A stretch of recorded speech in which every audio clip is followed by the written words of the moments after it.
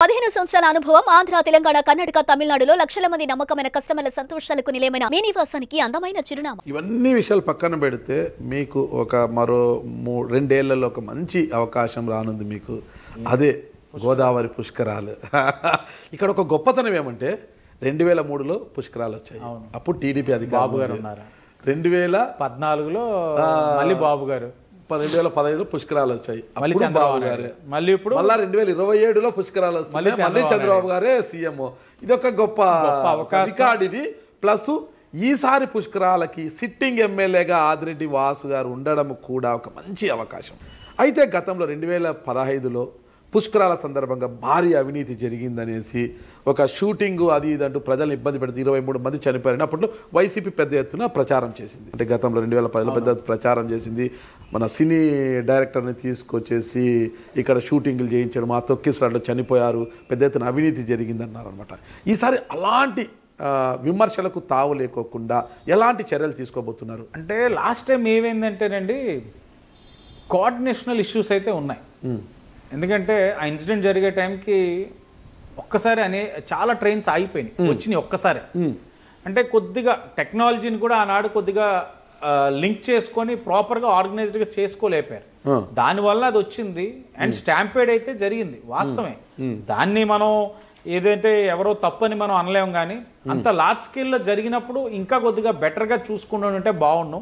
ఈసారి గత అనుభవాలన్నింటినీ దృష్టిలో పెట్టుకొని ఇప్పటి నుంచే టెక్నాలజీని బాగా అనుసంధానం చేసుకొని ఒక రైల్వే కానీ, రోడ్ ఆర్టీసీ కానీ, అండ్ రోడ్ మార్గంలో వచ్చే అట్లా అన్నిటినీ కూడా ఒక ప్రాపర్ టెక్నాలజీతో అప్గ్రేడ్ చేసుకుని ఒక రైలు ఇక్కడ ఘాట్స్లో రష్ ఉంది, మన కొన్ని పాయింట్స్ కోర్ పాయింట్లో రష్ ఉంది, పెరిఫరల్ పాయింట్స్ దగ్గర ఫ్రీగా ఉంటే ట్రైన్స్ని వదలాలి.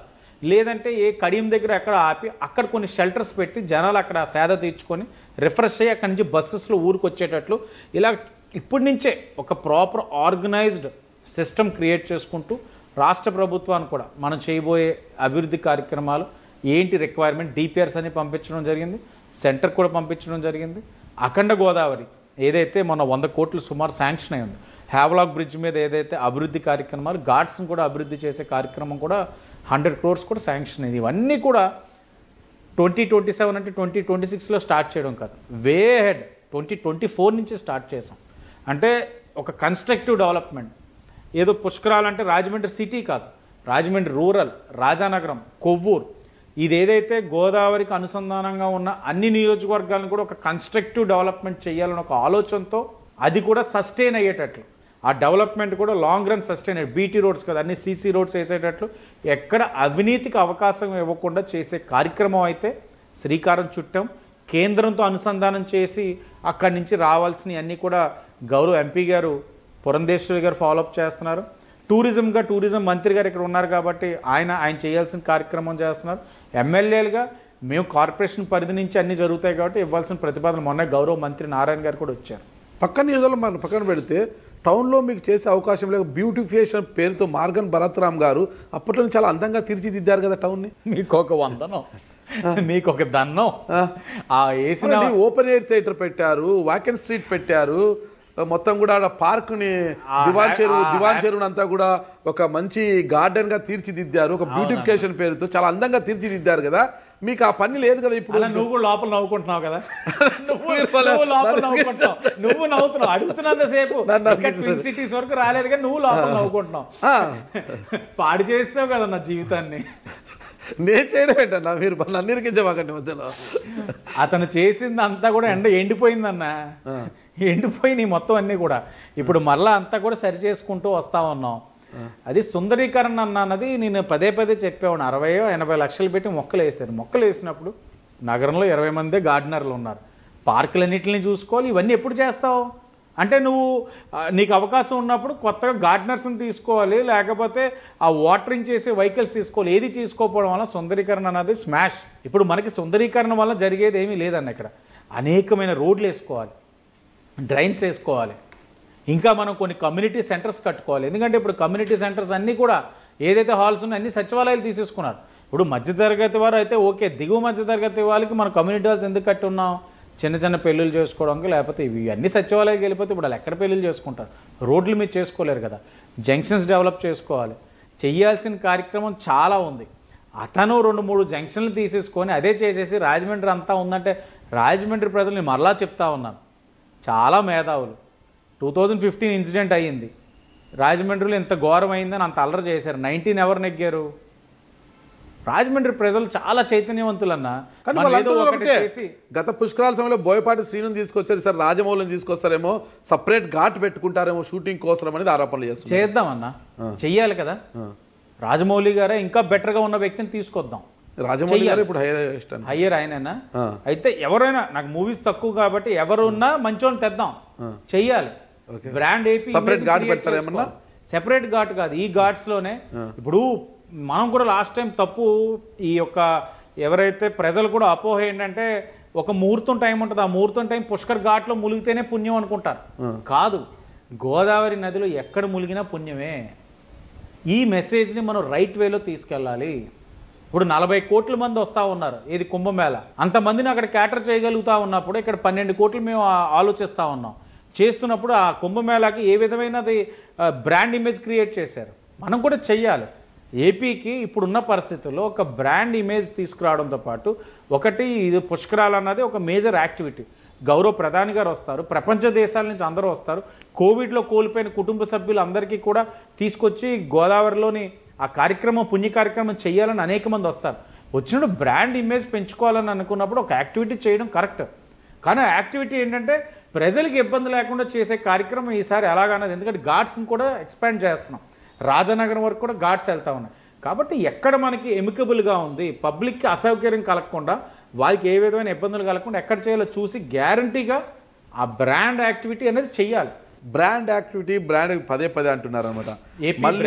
ఏపీ బ్రాండ్ ఓకే, అదే ఏపీ బ్రాండ్ను రాజమండ్రి నుంచి ఇనుమడింపజేసేందుకు మార్గాన్ భరత్రామ్ గారు ఆ రోజు ఒక పెద్ద ప్రణాళిక రచించారు. ఆయన ఎమ్మెల్యేగా గెలిచి ఉండి వాళ్ళ పార్టీ మళ్ళీ అధికారంలోకి వచ్చి ఉండింటే గిన రాజమండ్రిని మరింత అభివృద్ధి చేసేందుకు ప్రణాళిక చేశారు. ఆయన ఒకటి, కాకినాడ రాజమండ్రిని ట్విన్ సిటీస్ చేస్తానన్నారు. ఆయన మీరు నవ్వద్దండి, నేను నవ్వట్లే, రాజమండ్రికి ఒక రింగ్ రోడ్ తెస్తామన్నారు ఆయన. రాజమండ్రికి 4వ ఫ్లైఓవర్ అంటే రైల్వే బ్రిడ్జిని ఒకటి తీసుకొస్తామన్నారు ఆయన. రాజమండ్రికి ఒక ఇంటర్నేషనల్ స్టేడియము, ఒక ఎయిర్పోర్టు, ఇన్ని తీసుకొస్తామన్నారు ఆయన. ఇంత పథకరచన చేసి ఇంత ప్రణాళిక రూపొందించుకొని ఇక అధికారం వచ్చిన వెంటనే ఇవన్నీ కూడా చేసేయాలని లక్ష్యంతో ఉన్నారు. కాలం చిన్న చూపు చూసింది, ఆయన ఓడిపోయారు, వాళ్ళ పార్టీ అధికారంలోకి.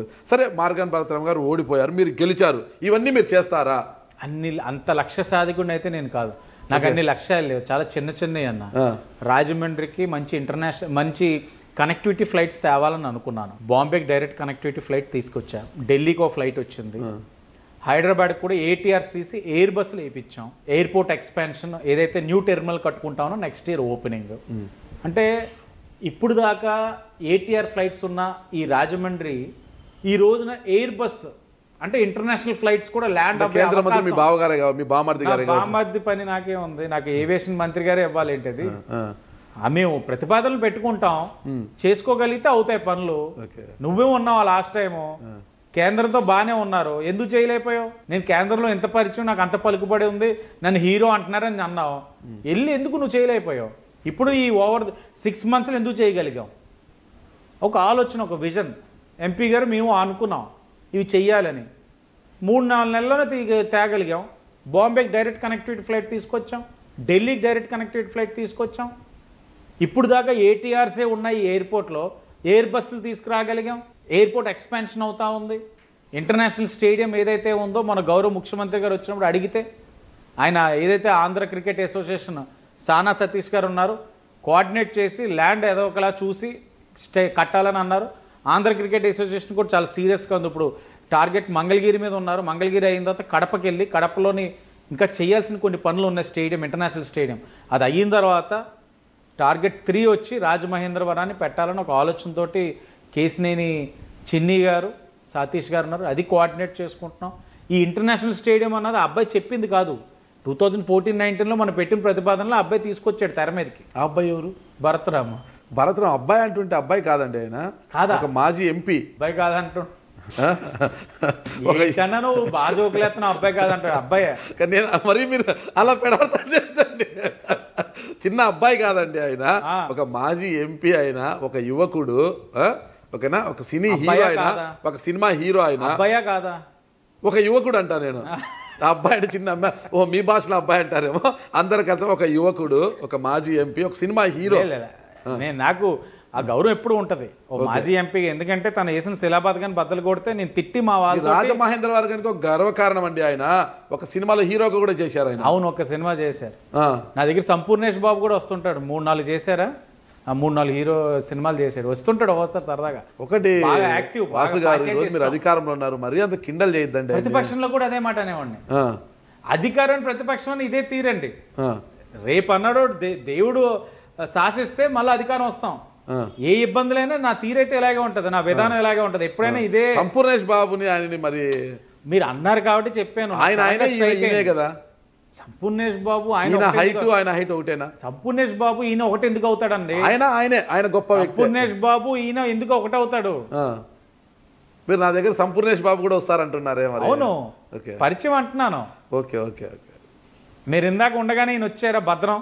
ఓకే, భద్రం వచ్చారు. ఆయన చాలా సినిమాలు నేను ఆయన కూడా మూవీలో చేసాం, ఇద్దరము. ఇద్దరు చేశారా?